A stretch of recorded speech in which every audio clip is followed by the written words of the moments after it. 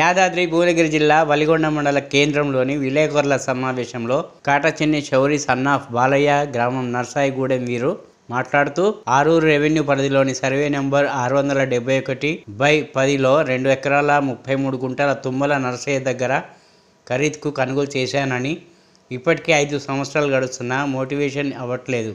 MRO మరియు పై అధికారులు చొరవ తీసుకొని నా యొక్క భూమిని మోటివేషన్ చేయగలరని కోరుతూ వినతి పత్రం అందజేసినారు. గ్రామం అరూరు రెవెన్యూ డివిజన్ వలిగొండ మండలం.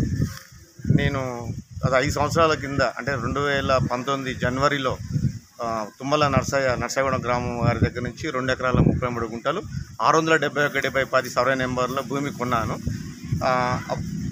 కొన్న తర్వాత నా భూమి మ్యూటేషన్ అనేది జరగలేదు. నేను చాలాసార్లు ఓరల్గా రిప్రజెంట్ చేశాను. తర్వాత పేపర్ కూడా రిప్రజెంట్ చేస్తూనే వస్తున్నాను. తర్వాత సబ్సిక్వెంట్ డేస్లో కరోనా వచ్చిందని చెప్పి ఆఫీసులు తెరవక కొంత, ఆఫీసులు తెరిచిన స్టాఫ్ లేరని కొంత, తర్వాత ఎలక్షన్ కూడా అని కొంత ఇట్లా జాప్యం చేస్తూ వచ్చినారు. అయినా కానీ రెగ్యులర్ ఇంటర్వెల్లో వచ్చి నేను ఓరల్గా కలుస్తున్నాను, ఇన్ రిటర్న్ రిప్రజెంటేషన్ కూడా ఇస్తున్నాను. తర్వాత ఇచ్చినా కానీ ధరణి పోర్టల్లో ఆప్షన్ లేదని అప్పటి ఎంఆర్ఓ గారు లేదని చెప్పడం జరుగుతుంది. ఒకసారి ఆప్షన్ ఓపెన్ అయిందని చెప్తే నేను మ్యూటేషన్ ఫీజు కట్టాను.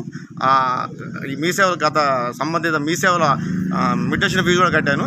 తర్వాత అది తీసుకుని వెళ్ళి నేను కలెక్టర్ గారికి ఇస్తే కలెక్టర్ గారు వాళ్ళు ఏదో చూసి తర్వాత డిజిటల్ సిగ్నేచర్ పెండింగ్ అని ఒక రిమార్క్ పెట్టారు. తర్వాత ఇక్కడికి వచ్చి అడిగితే అదే ఉంది, రీజన్ ఉంది, ధరణిలో ఆప్షన్ వేరే ఆప్షన్ ఏం లేదు అని చెప్పడం జరుగుతూ ఉంది. గత 3-4 సార్లు నేను oral representation in return representation చేశాను. కలెక్టర్ గారికి ఒకసారి రిప్రజెంటేషన్ చేశాను. మొన్న ప్రజా పాలనలో కూడా ఒకసారి రిప్రజెంటేషన్ ఇవ్వడం జరిగింది. ఇప్పుడు ఈరోజు కూడా ఎంఆర్ఓ గారికి రిప్రజెంటేషన్ ఇవ్వడం జరిగింది. ఇప్పుడు 5 సంవత్సరాల నుంచి నేను తిరుగుతున్నాను.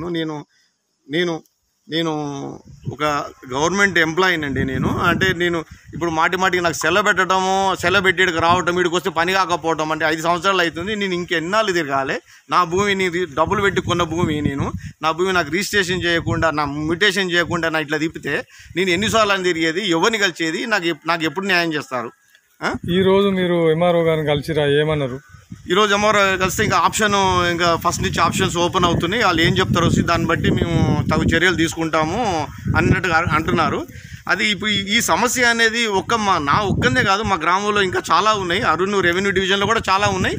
As well as entire Telangana స్టేట్లో ఇట్లాంటి సమస్యలు చాలా ఉన్నాయని మనం మీడియా ముఖంగా కానీ పత్రికా ముఖంగా కానీ మాకు తెలుసుకుంటున్నాం. అది చెప్తూనే ఉన్నారు. ధరణిలో చాలా సమస్యలు ఉన్నాయి. ఇప్పుడు వచ్చినటువంటి ప్రభుత్వాలు కూడా ఈ సమస్య ఉంది, ఇది పరిష్కారం చేయాలని అంటా ఉన్నారు. కానీ అది ఎప్పటికీ న్యాయం జరుగుతుంది? నాలాంటి రైతులకు ఎప్పటికీ న్యాయం జరుగుతుంది? ఇటువంటి కార్యాలయాల చుట్టూ మీ ఎన్నిసార్లు తిరగాలి? మా డబ్బులు, మా యొక్క సమయం పోతుంది, మా యొక్క శ్రమ పోతుంది, పైసలు కూడా చాలా ఖర్చు అవుతున్నాయి రావడం. ఇట్లాగా ఇక్కడికి వచ్చినాక కూడా అధికారులు లేక మా రిప్రజెంటేషన్ పట్టించుకోకుండా జరుగుతూ ఉంది. మరి ఎప్పటికీ మాకు న్యాయం చేస్తారు? ఎప్పటికీ జరుగుతుంది ఇది? ప్రభుత్వానికి మీరు ఏం అప్పీల్ చేస్తారు?